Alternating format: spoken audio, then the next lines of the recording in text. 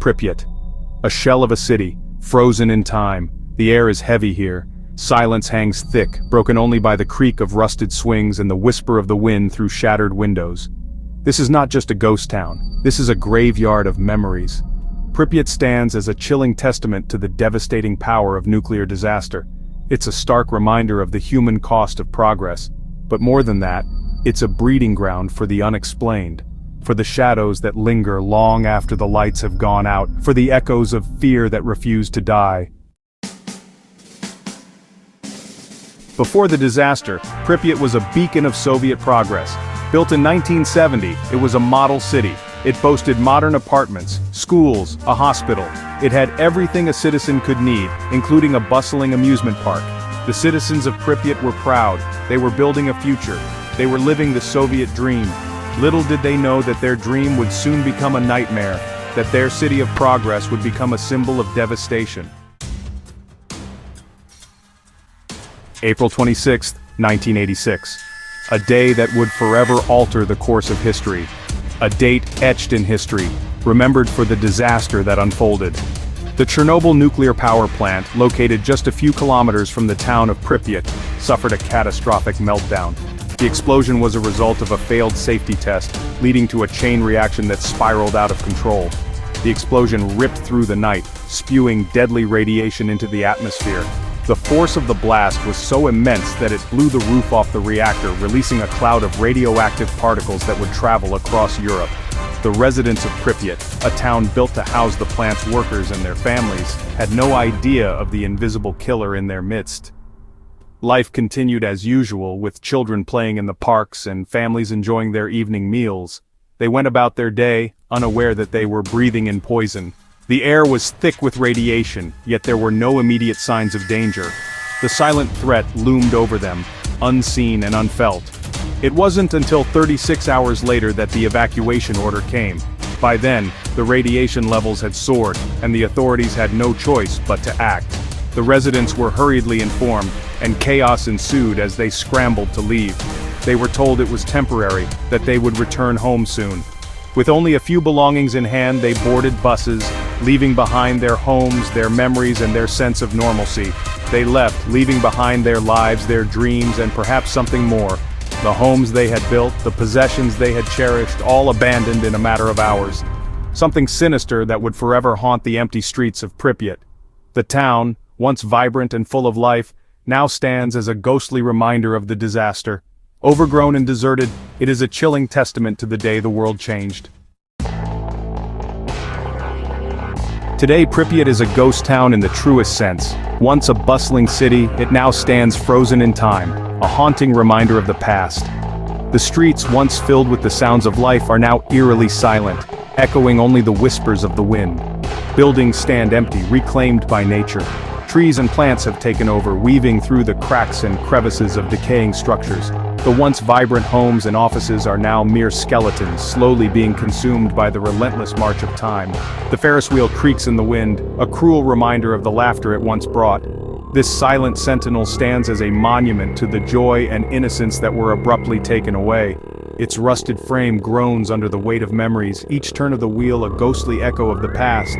But beneath the surface, something else lingers, something unseen, something unsettling. The air is thick with an unspoken tension, as if the city itself is holding its breath, waiting for something to happen. The shadows seem to move of their own accord, creating an atmosphere of perpetual unease. People talk of strange occurrences in Pripyat, unexplained noises, cold spots, the feeling of being watched. These stories have become part of the city's lore, passed down from one visitor to the next, each adding their own layer of mystery to the already enigmatic place. Shadows moving in the periphery, they dart just out of sight, leaving you to question whether it was your imagination or something more sinister. The mind plays tricks in such a place, but the stories persist, feeding the fear and fascination that Pripyat inspires. Some even claim to have seen apparitions, ghostly figures that appear and disappear in the blink of an eye. These sightings are rare, but those who have experienced them speak of a profound sense of dread, as if they have glimpsed something not meant for the living, full-bodied figures flickering in and out of existence. They seem to be trapped between worlds, unable to move on. These apparitions add to the eerie atmosphere, making Pripyat a place where the past and present collide in the most unsettling ways. One recurring apparition is known as the Black Figure. This entity is said to be tall, shadowy, and menacing, a dark presence that instills fear in all who encounter it. It is often seen in the abandoned hospital, a place already steeped in sorrow and loss. Tall, shadowy, and menacing, it's said to roam the abandoned hospital, a specter of death in a city already consumed by it. The hospital, once a place of healing, now stands as a monument to the tragedy that befell Pripyat, its halls echoing with the silent screams of the past. Section 5. Shadows of the Past. I've investigated paranormal hotspots all over the world, but Pripyat holds a different kind of energy, an oppressive weight that seems to seep into your bones. I've spoken to scientists and journalists who've visited Pripyat, experienced researchers who went in skeptical and came out shaken. They describe encounters they can't explain. EVP recordings filled with whispers and disembodied voices, cameras malfunctioning, batteries draining at an alarming rate, and the overwhelming feeling of being watched, of not being alone. Section 6. Trapped souls and psychic scars. There are theories, of course. Theories that attempt to explain the eerie, almost palpable sense of unease that permeates the abandoned city of Pripyat. Some believe that the intense radiation of Pripyat has somehow trapped the souls of the deceased. They say that the spirits of those who perished in the disaster are unable to find peace, that their energy is bound to the physical location, unable to move on. The hospital, where many took their last breaths, is said to be particularly haunted. Others believe it's a case of psychic imprinting. The idea that the intense emotions experienced during the disaster have left a permanent mark on the environment. That the trauma and fear experienced during the disaster have seeped into the very fabric of the city. The sudden evacuation, the hurried departure, and the chaos that ensued are all etched into the surroundings. The lingering effects of radiation poisoning, the silent, invisible killer that continues to haunt the area, add to the sense of dread. The immense loss of life, the sheer number of people who died or were affected by the disaster, has left a deep wound. All of these factors could have created a vortex of negative energy, a place where the past refuses to be forgotten, where the echoes of tragedy still linger. A psychic scar on the land that continues to resonate to this day. The city stands as a haunting reminder of the disaster, a place where time seems to have stopped and the ghosts of the past are ever present. Section 7. Hallucinations or hauntings. Skeptics argue that the strange occurrences in Pripyat can be attributed to radiation exposure, that it's simply the human mind playing tricks on itself. And while it's true that radiation can have a profound effect on the brain, I've seen enough to know that there's something more at play here. The stories we hear from Pripyat go beyond hallucinations.